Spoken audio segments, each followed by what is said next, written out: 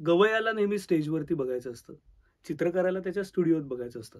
तसा जो लेखक असतो, जो ऑडिओ माध्यमातून आपल्या पुढे अभिव्यक्त होतोय, निरंजन सारखा, त्याला स्टुडिओतच आपण भेटणार आहोत. इथे आत तुम्हाला दिसते ही रेकॉर्डिंग रूम आहे. ही जी रूम आहे जिथे मी उभा आहे, इथे युजली साऊंड इंजिनियर असतात. आता मला खरं तर मी गायक आणि संगीतकार असल्यामुळे हे सगळं खूपच सरावाचं वातावरण आहे.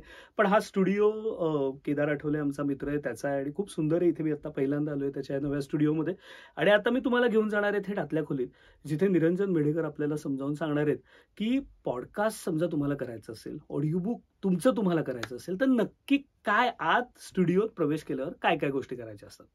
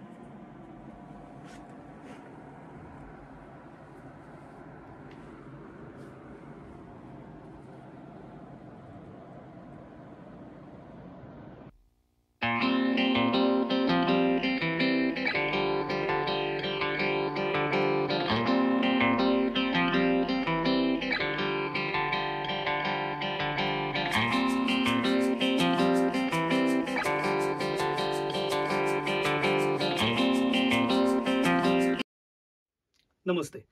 बुकब्रोच्या या ताज्या भागात तुमच्या सगळ्यांचं सहर्ष स्वागत करतोय. मी डॉक्टर आशुतोष जावडेकर. आज माझ्यासोबत एक खूप गुणी कलाकार आहे आणि मी कलाकार हा शब्द अशासाठी वापरला आहे कारण हे जे सद्गृहस्थ आहेत माझ्याबरोबर, निरंजन मेढेकर. निरंजन हा खूप पॉप्युलर रायटर आहे. उत्तम तो मुळात लेखक आहे आणि त्याचा जॉनर देखील खूप वेगळा आहे. खरं तर तो क्राईमवर लिहितो. तो एकंदरच एक वेगळी जी समाजातली डार्क साईड जी असते त्याविषयी अत्यंत उत्तम लिहितो आणि त्याचं माध्यम रूढार्थाने, ज्या अर्थाने लेखकाचं जे माध्यम असतं, प्रकाशित झालेली पुस्तकं ते आहेच आहे. म्हणजे माझ्याकडे त्यांनी मला सिरियल किलर म्हणून त्याची जी कादंबरी होती ती किती 5-1 महिन्यांपूर्वी दिली होती, 5-6 महिन्यांपूर्वी, आणि तेव्हापासून आम्ही हा एपिसोड करायचा आमचा घाट ठरतोय. पण मी ती सगळं त्याचं एकूण परिप्रेक्ष्य बघितल्यावर माझ्या लक्षात आलं की हा नुसता लेखक नाही, हा कलाकार आहे. कारण हा त्याच्या लेखनाला ऑडिओ माध्यमातून सगळ्या जगापर्यंत पोहोचवायला बघतोय. त्यामुळे त्याचं पॉडकास्ट आहे, तो ऑडिओ बुक्सच्या क्षेत्रात देखील आहे आणि एकंदर शब्द हे नुसते डोळ्यांद्वारे नाहीत तर कानांद्वारे देखील वाचकांपर्यंत पडावेत असा प्रयत्न करणारा हा अत्यंत गुणी लेखक आज आपल्या बरोबर आहे. आणि म्हणून आम्ही शूटिंग देखील इथे करतोय स्टुडिओमध्ये आज. कारण मी निरंजना म्हटलं की तू इतका या त्याच्या कंपनीचं नाव आहे साऊंड्स ग्रेट, तर इतका साऊंडिंग ग्रेट माणूस आहेस की तुझा आपण हा स्टुडिओमध्येच घेतलेला एपिसोड. बरं निरंजन, तुझं खूप पहिलं स्वागत. आता आपण इथे तर स्टुडिओतल्या आतल्या रेकॉर्डिंग रूम मध्ये आलोय. आता क्षणभरासाठी हे विसरून जा की तू इथे नेहमी येतोस, कामं करतोस, किंवा मी गायक संगीतकार आणि माझं हे आपल्या दोघांना खूप परिचित असं वातावरण आहे. असं इमॅजिन कर की आत्ता इथे एक नवा लेखक आलाय ज्याला पॉडकास्टमध्ये सहभागी व्हायचंय तुझ्या, किंवा त्याला त्याच्या पुस्तकाचा ऑडिओ बुकचं काहीतरी काम स्वतः करायचंय. तर तू त्याला इथे आता काय काय सांगशील? इथे मला हा माईक दिसतोय, मला काहीही कळत नाही असं इमॅजिन कर आणि आता सगळं मला समजावून सांग काय काय आहे. आता या स्टुडिओमध्ये आपल्याला 2 माईक दिसतात. हा 2 माईक सेटअप असं आपण म्हणू शकतो. तर सगळ्यात मेन नवीन जेव्हा आपण येतो तेव्हा पहिल्यांदा जेव्हा येतो तेव्हा त्या सगळ्या वातावरणाचं दडपण येतं खूप. कारण माईकवर कधी बोलायची सवय नसते आणि जे काही माहिती असतं ते आपण फक्त प्रोफेशनल काय म्हणू गायकांना किंवा व्हॉइस ओव्हर आर्टिस्टना बघितलेलं असतं. फिल्मचं डबिंग होतं इथे बऱ्याच, त्यामुळे तो सगळा विचार आपल्या डोक्यात असतो. पण पॉडकास्टिंग आणि डबिंग किंवा व्हॉइस ओव्हर हे कम्प्लिटली वेगळे, हे समजून घेतलं पाहिजे. तुमचा जो नॅचरल व्हॉइस आहे तो सगळ्यात छान असतो आणि जर तुम्ही प्रामाणिकपणे, प्रांजळपणे जर तुमची मतं मांडलीत, व्यक्त झालात, तर ते श्रोत्यांना भावतं.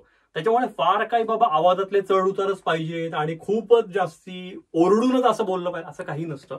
तुम्ही नॉर्मल एनर्जीनी बोलायचं असतं, फक्त फार हळू नाही आणि खूपही जोरात नाही. पॉजेस मध्ये मध्ये थोडेसे आवश्यक असतात, त्याच्यामुळे बोलण्याचा वेग तुमचा कसा आहे त्याच्यावर थोडंसं लक्ष केंद्रित करावं. आता जर आपण इथं बघितलं तर हा एक माईक दिसतोय आपल्याला आणि ह्याला पॉप फिल्टर म्हणतात. आणि पलीकडच्या याला काय म्हणतात एकदा पुन्हा नाव सांग. याला पॉप फिल्टर म्हणतात. आणि हा माईक आहे.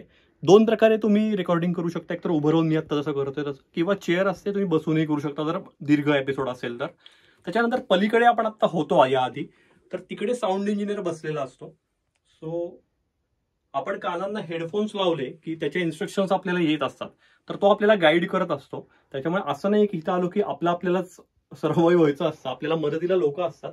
आणि हे आता हेडफोन आहेत तुम्ही जे बघतायत, याच्यात आपल्याला काहीच विशेष आता तुम्हाला वाटणार नाही. पण मी तुम्हाला ऑथेंटिकली सांगतो की या खोलीत एकटं जेव्हा आपण उभं राहतो तेव्हा हे हेडफोन घातल्यावर आपल्याला जो एकांत भेटतो तो कधीही दुसरीकडे भेटत नाही. वा, अगदीच खरंय, अगदी खरंय. मला एक गोष्ट निरंजन अजून सांग, आता तू बसलास समजा, तर हे ऍडजस्ट करायला स्टुडिओतली माणसं थोडी ऍडजस्ट करतील, मदत करतात. हे सगळं झालं सोपं आहे. हा जर स्टँड बघितला आपण त्याला एक वरती नॉब आहे आणि याने आपण वर खाली ते करू शकतो. सो मी आता हे पूर्ण खाली केलं समजा, तर मी बसूनही व्यवस्थित अगदी हे करू शकतो. हेडफोन लावले एकदा की करू शकतो. Ready to go. आणि मला एक सांग की हातात जे तू धरणार का, इकडे एक मला स्टँड दिसतोय, कसं असणार? या स्टँडवर आपण युजली ठेवतो ना जे काय तुझं वाचायचं मटेरियल आहे ते सगळ्या याच्यावर. आयदर ती स्क्रिप्ट आपण प्रिंटेड असेल तर याच्यावर ठेवू शकतो, किंवा समोर स्क्रीन आहे, सो स्क्रीनवर आपण सॉफ्ट कॉपी घेऊ शकतो. बरोबर. आणि एक मला सांग की पानं उलटताना काय काळजी घ्यायची, हे नव्या पॉडकास्टर्सना आणि लेखकांना नक्की सांग, कारण मी पाहिलंय खूप वेळा स्टुडिओत, त्यामुळे गोंधळ होतात आणि रिपीट करायला लागतं. बरोबर. पानं उलटताना आवाज होतो, सो पानं उलटताना आपण पॉज घेणं, वाचन जर चालू असेल अभिवाचन तर ते थांबवणं आणि पान उलटून झाल्यावर परत सुरू करणं, तर तेवढा मधला पॉज काढणं सहज शक्य असतं. आणि व्हिडिओ एडिटिंगच्या कंपॅरिझनमध्ये ऑडिओ एडिटिंग हे खूप सोपं आहे, सुटसुटीत आहे, त्यामुळे त्याचाही फार भाऊ करण्याची गरज आहे असं मला वाटत नाही. एक न राहून सगळ्यांना तुम्हाला प्रो टिप देतोय, म्हणजे खरं तर हे गाण्यातली आहे पण ही सगळ्याला लागू पडते, की जेव्हा जो हेडफोन आता समजा इथे माझ्या हातात आहे, तर तो मी इथे लावणार आहे आणि हा लावल्यानंतर मला माझा आवाज येतो तो खूप वेगळा ऐकू येतो. म्हणजे असं वाटतं की सगळं जग थांबलंय आणि फक्त आपल्याला आपला आवाज ऐकू येतोय. आणि ही अनेक अर्थाने अनसेटलिंग कधी कधी भावना असते. तर एक आपण काम करू शकतो, आपण एका कानावर पूर्ण हेडफोन ठेवायचा, म्हणजे काय आउटपुट क्वालिटीचा येतोय ते आपल्याला कळतं, आणि दुसऱ्या कानावर आपण अर्धा ठेवायचा, समथिंग लाईक दिस. सो थोडासा कानाचा भाग बाहेरचं जे आहे ते टिपत राहतो आणि थोडासा जो असतो, तर इथे तुम्ही बघाल इकडे माझा पूर्ण कान आहे तो या हेडफोनने कव्हर झालाय आणि इकडे मात्र मी किंचित गॅप ठेवले, त्यामुळे मला इथलंही ऐकू येत आहे आणि इथे नैसर्गिकरित्या देखील जे ते ऐकू येत आहे. आणि या टिपबद्दल तरी आता ज्यांनी सबस्क्राईब केलं नाही त्यांनी ती अशूज ट्यून सबस्क्राईब करा आणि आधीचे बुक ब्रो चॅनलचे सगळे एपिसोड बघून टाका. निरंजन हा पत्रकारितेत होता आणि अतिशय चांगल्या अशा माध्यमांमध्ये, महाराष्ट्र टाइम्स आणि मिड डे अशा ठिकाणी तो कार्यरत होता आणि बरेच वर्ष काम करत होतास तू, मला वाटतं 8 वर्ष काम करत होता. 2014 साली या माणसांनी त्या सगळ्या नोकऱ्या आणि सगळं ते सोडलं, म्हणजे इथूनच हे गृहस्थ वेगळे ते आपल्याला कळतं. आणि त्यापासून त्याचा जो अख्खा प्रवास आहे तो स्वतःचा एक चांगल्या अर्थाने कलाकार आणि व्यावसायिक म्हणून शोध घेत जाणार आहे असं मला दुरून देखील देत. म्हणजे 2 कादंबरी आणि एक कथा संग्रह असं, आणि स्टोरीटेल हे जे मीडियम आहे त्याच्या मधनं तर इतक्या वेगवेगळ्या तुम्ही जा इतक्या मोठ्या मोठ्या कलाकारांनी याच्या साहित्याला आवाज दिलाय. शशांक शेंडे आमचा, माझाही खूप चांगला मित्र आहे शशांक. तर शशांक हा खूप चोखंदळ आहे हे मला माहिती आहे, त्यामुळे शशांकनी याचं काम केलंय म्हटल्यावर बाकी काही मला वाटतं सर्टिफिकेशनची गरज राहत नाही. आणि मुक्ता बर्व्यांनी एका मला वाटतं तुझ्या कथेला सिरीजला व्हायरस पुणे त्याच्या याला त्यांनी आवाज दिलाय. आणि प्रसाद ओकांनी एक शॉर्ट स्टोरी. अजून कोण आर्टिस्ट? नचिकेत देवस्थळींनी main serial killer, psycho killer. त्याच्यानंतर नचिकेत पूर्ण पात्रे म्हणून एक कुणी कलाकार आहे, त्यांनी विनाश काले हा कथासंग्रह वाचलेला आहे. आणि तू स्वतःही वाचतोस ना तुझं? हो, माझ्या स्वतःचा मराठी क्राईम कथा हा पॉडकास्ट आहे. मराठी क्राईम कथा हा त्याचा पॉडकास्ट आहे, त्याच्यावर तुम्ही जाऊन बघा. आणि तुम्हाला जर असं वाटेल की फक्त साहेब क्राईम मध्ये तर नाही, ते पैसे मिळवण्याच्या नक्की मागे असणार, कारण म्युच्युअल फंडाचा काय फंड आहे, फंडा म्युच्युअल फंडाचा असाही तो रन करत असतो. वेगवेगळ्या विषयांवरती तो अभ्यासपूर्ण रीतीने जातो, हे मला त्याचं खूप वैशिष्ट्य मोठं वाटतं. निलेश त्यांच्या समोर येऊन थांबला तेव्हा त्याला धाप लागली होती, त्यामुळे त्याच्या तोंडून शब्दच फुटत नव्हते. कारखानीस काहीशा त्रासिक नजरेनंच त्याला आता हा काय सांगतोय याकडे बघत होते. दम खाऊन बोल, पण 5 मिनिटं दम खाऊ नको, नाहीतर अंक जाईल छपाईला, कारखानीस त्यांच्या खाष्ट शैलीत म्हणाले. कारखानीस सर, अंक थांबवा, पानेकची मुख्य बातमी बदलायला लागणार आहे. निलेश दम खाऊन म्हणाला. ते मी ठरवीन, मी मुख्य उपसंपादक आहे ना, तू बातमी सांग. तुला माहिती आहे ना, अंक जायला 5 मिनिटं जरी उशीर होणार असेल तरी संपादक साहेबांना कळवायला लागतं. निलेश अजूनही दम खात होता. त्यानं नोटपॅड उघडत त्यावर थोड्याच वेळापूर्वी घाईघाईत खरडलेला मजकूर त्यांना दाखवला. काय? निलेशच्या बातमीनं कारखानीस पुरते चक्रावले. हे बघा, अंकाची डेडलाईन उलटून चालली आहे, मला सविस्तर सांगा, कारखानीस वैतागून निलेशला म्हणाले. सर, स्वारगेट एसटी स्टँडवर एका बॅगमध्ये साधारण 2-3 वर्षांच्या मुलीचा मृतदेह सापडलाय पोलिसांना काही वेळापूर्वी. निलेश म्हणाला. आणखी काय तपशील आहेत? मुलगी कोण, कुठली, काही कळले का? तिच्या कपड्यांवरून तरी ती चांगल्या घरची मुलगी वाटतेय, पण त्याहून महत्वाचं म्हणजे तिची अतिशय निर्दयपणे हत्या करण्यात आली आहे. सांग की हे जे मुळात तू सगळं लिहिलंस, तुला का लिहावंसं वाटलं? कुठल्या सत्य घटनेचा त्याला आधार होता का तुला असं वाटलं की लिहावं? खरं सांगायचं तर मी फिक्शन रायटिंग मध्ये योगायोगाने आलो, कारण मी पॉडकास्ट सुरू केलेले आणि स्टोरी टेलवर सेक्सवर बोल बिंदास हा पहिला पॉडकास्ट मला सुरू झालेला. आणि त्याच्यानंतर असं वाटायला लागलं की क्राईम रिलेटेड काहीतरी पॉडकास्ट करूया, पण तसे रिसोर्सेस मिळत नव्हते किंवा जे होते ते ऑन कॅमेरा किंवा ऑन माईक यायला तयार नव्हते. सो मग त्यातनं असं झालं की बऱ्याच केसेसचा माझा अभ्यास सुरू होता आणि मग त्यातनं असं वाटलं की अरे आपणच लिहून बघावं का, आणि त्यातनं सिरियल किलर ही कादंबरी लिहायला सुरुवात केली. कादंबरी लिखाण हे खूप दमवणारं असतं ऑब्व्हियसली, आणि ती एक भीती होती. आणि मला असं वाटतं की पहिली कादंबरी ही पहिल्या प्रेमासारखी असते, कायम ती हुरहुर असते मनात, पूर्ण होईल का नाही हे माहित नसतं होईपर्यंत, आणि ती उत्स्फूर्तपणे जशी सुचत गेली, म्हणजे अगदी मी तुम्हाला प्रांजळपणे सांगायचं तर कॅरेक्टरची नावही डोक्यात नव्हती माझ्या, लिहिण्याच्या ओघात जी सुचली नावं ती मी घेत गेलेलो आहे. क्या बात आहे. त्या कादंबरीविषयी आपल्या प्रेक्षकांना तू थोडी काय अधिक माहिती देशील? सिरियल किलर ही 1990च्या दशकात अवघ्या महाराष्ट्राला हादरवून ठेवणारं जे अंजनाबाई गावित प्रकरण घडलेलं, तर त्याच्यावरनं प्रेरित आहे. म्हणजे आधारित असं मी म्हणणार नाही, कारण अनेक गोष्टी बदललेल्या आहेत, प्लॉट बदललेला आहे, प्रोटोगॉनिस्ट हे अर्थातच नवीन आहेत. विशीतला एक क्राईम रिपोर्टर आहे निलेश सुर्वे, तर हा त्याचा कथानायक आहे, आणि बातमीच्या निमित्ताने तो कसा अडकत जातो या केसमध्ये आणि त्या केसचाच एक पार्ट होतो. अशी ती रंजक अशी म्हणू आपण की 10 प्रकरणांची ही गोष्ट आहे. पहिल्यांदा ऑडिओ रूपात ती स्टोरी टेलवर 2019ला रिलीज झाली. अच्छा, पहिल्यांदा ऑडिओ आलेली आहे, हे मला नव्हतं माहिती. आणि मग कारण माझ्याकडे जे आहे ते प्रकाशित झालेलं पुस्तक. बरोबर, त्यामुळे. अच्छा, आणि नंतर ती प्रिंट मध्ये आली. हा उलटा थोडासा प्रवास आपण असं म्हणू शकतो की आधी ऑडिओ आली आहे ती, आणि त्याला उत्तम प्रतिसाद मिळाल्यामुळे ती प्रिंट मध्ये आलेली आहे. हे देखील खूप वेगळेपण आहे. आणि आता आपण त्याच बिंदूवरती निरंजनचा हा जो ऑडिओ प्रवास आहे याच्याकडे बोलणार आहोत, पण त्याच्या आधी आपण त्याच्या साहित्यावर अजून बोलूया. तू त्यानंतर या कादंबरीचा उत्तरार्ध लिहिलास. त्यालाही मला खात्री की जसा तुझा तो पत्रकार त्याच्यात सगळ्यात अडकला, तसे तुझे वाचक या दोन्ही कादंबऱ्यांमध्ये चांगल्या अर्थाने अडकले असणार. पण तू कथासंग्रही लिहिलास असं मगाशी उल्लेख केलास, तर मला सांग की कथा आणि कादंबरी म्हणजे क्राईम हाच एक समजा आपण सेक्टर धरला, तर काय तुला लिहिताना आव्हान कशात जास्त वाटलं? कादंबरी लिखाणात नक्कीच आव्हान बघितलं तर जास्ती, कारण कथा म्हणलं की जरी ती दीर्घ असली, म्हणजे माझ्या साधारण कथा या 6,000 ते 7,000 शब्दांच्या असतात, मोठ्या, पण तरी त्याला एक सुरुवात, मध्य, शेवट हे डोक्यात असतं आपल्या. कादंबरीला बऱ्याचदा काय होतं की पात्रांमुळे आपण वाहवत जायची शक्यता असते लेखक म्हणून, तर ती थोडीशी काळजी घ्यायला लागते असं मला वाटतं. पण त्यातही असं झालं की ते एपिसोडिक लिहिलं मी, 10 पार्ट मध्ये ती लिहिल्यामुळे त्या प्रत्येक एपिसोडचा मी एका वेळेला विचार करायचो, आणि मग त्याचा सुरुवात, मध्य, शेवट असा करत तो गेल्यामुळे एक त्याला लॉजिकल सुरुवात आणि लॉजिकल कन्क्लुजन असा आणायचा प्रयत्न निश्चित झाला असं वाटतं. क्या बात. स्टुडिओत आता इथे बसलो असताना मला पुन्हा एकदा जाणीव झाली की आपल्या एकंदर मराठी साहित्य विश्वानी आणि विशेषतः त्यात समीक्षकांनी जो थ्रिलर सगळा एक जॉनर असतो अख्खा, मग त्यात क्राईम येईल आणि अनुषंगिकही अजून काही रहस्यपट समजा निरंजन येतील, तर याच्याकडे कितपत लक्ष दिलं ही मला नेहमी शंका येते. किंवा अगदी गूढकथांबाबतही मला असंच वाटतं.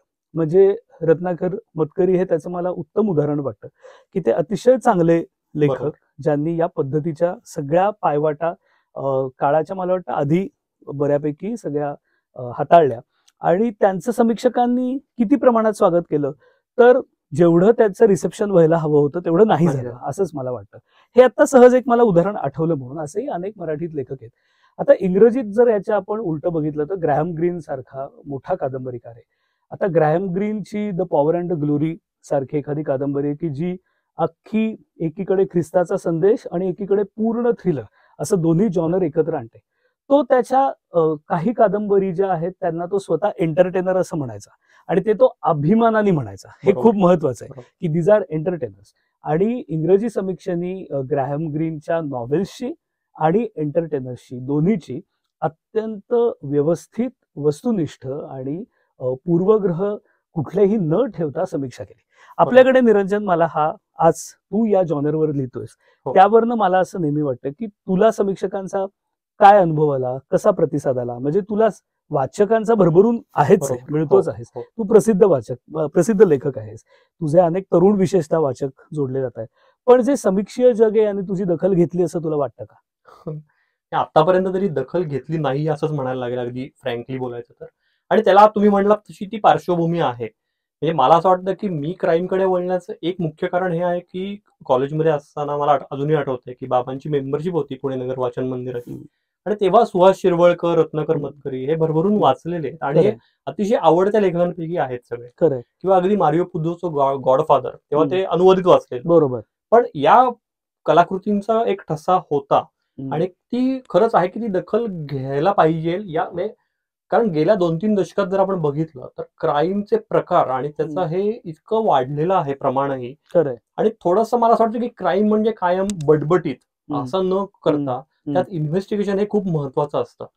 आणि इव्हन ते जे गुन्हेगार आहेत त्यांची मोडस ऑपरेंडी किंवा त्यांची सायकी, ते तसे का रिॲक्ट होतात, ते तसे का वागतात. बरोबर. माझं स्वतःच सायकोलॉजी होतं ग्रॅज्युएशनला, तर त्याच्यामुळे तो पण एक इंटरेस्टचा विषय होता. आणि मला असं वाटतं की क्राईम हे याच्यासाठी पण उत्तम एक साहित्य प्रकार आहे, कारण त्यात तुम्ही एक्स्ट्रीम मानवी भावभावनांशी डील करता.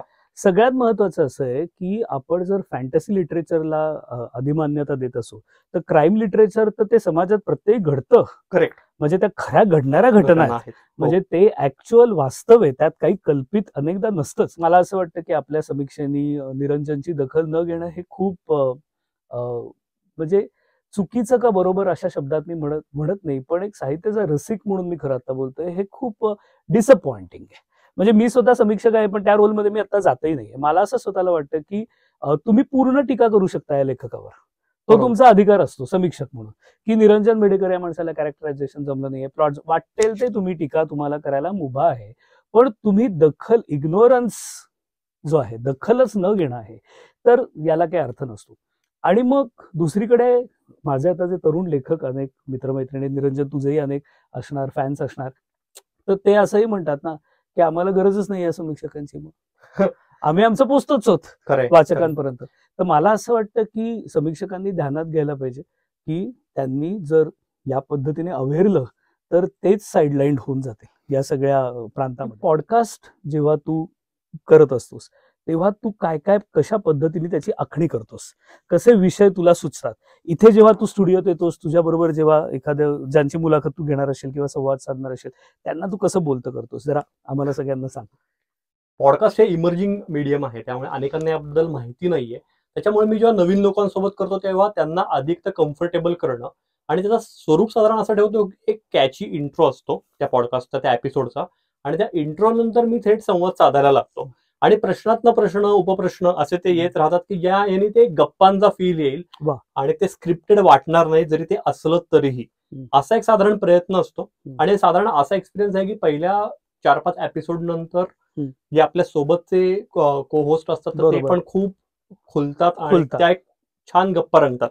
आणि त्याचं या सगळ्या मीडियमचा एक फायदा हा आहे की सगळ्या प्लॅटफॉर्म्सवर, ऍप्सवर जात असल्यामुळे आपल्याला श्रोत्यांचा फीडबॅक थेट मिळतो. म्हणजे असं आपण कुठल्या तरी हॅल्युसिनेशन मध्ये राहत नाही की आपण करतोय ते उत्तम आहे. एखादी गोष्ट जर नाही लोकांना आवडली तर तेही थेट तुम्हाला सांगतात. त्यामुळे तो फीडबॅक मला अतिशय महत्वाचा वाटतो आणि तीही एक प्रकारची समीक्षाच आहे जी खरंच श्रोत्यांकडून आपल्याला मिळते. आणि मला वाटतं समीक्षेपेक्षा मुळात तो संवाद आहे. करेक्ट. कुठलाही लेखक कुठल्याही माध्यमातनं बरोबर. जेव्हा काहीतरी त्याला अभिव्यक्त व्हायचं असतं तेव्हा का होतो, कारण त्याला असं वाटत असतं की बाबांनो मला हे वाटतंय, हे मला तुम्हाला सांगायचं आहे. Right. That is the urge of the communication. शब्द आहेत मनात आणि ते जनांपर्यंत आपल्याला पोहोचवायचे आहेत आणि त्यासाठी हे एक उत्तम माईकचं माध्यम तू निवडलंयस. तुला निरंजन बुक ब्रोच्या सगळ्या आमच्या परिवारातर्फे, आमचं छोटं 3,000 जणांचं एक कुटुंब आहे असं समज, त्यातर्फे आधी मनापासून शुभेच्छा देतो तुझ्या सगळ्या प्रकल्पांना. हेही मला सांगायला आवडेल की निरंजन प्रोफेशनली देखील मुळात तुम्हाला मदत यात करू शकतो. त्याचा स्वतःचा व्यवसाय तो आहेच आहे. तुम्हाला समजा कधी तुमच्या पुस्तकाचं काही ऑडिओ बुकमध्ये रूपांतर करायचं असेल किंवा तुम्हाला if you have any new ideas about podcast तर please feel free to contact him. पुन्हा एकदा सांगतो, अशूज ट्यून चॅनल सबस्क्राईब करा. बुकब्रोचा पुढचे काही 1-2-3 भाग अजून मस्त आणि रोचक असणार आहेत. Stay tuned. तोपर्यंत बाय बाय.